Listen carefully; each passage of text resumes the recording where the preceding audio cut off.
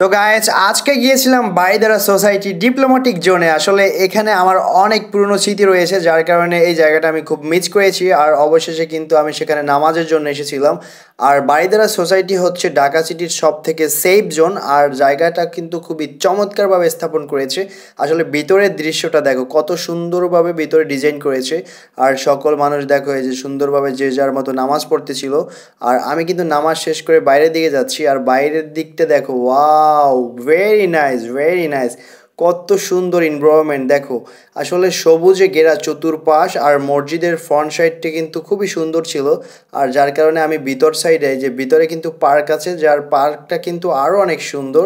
পার্কের ভিতরে সম্পূর্ণ বাচ্চারা খেলাধুলা করতে পারবে, ব্যায়াম করতে পারবে।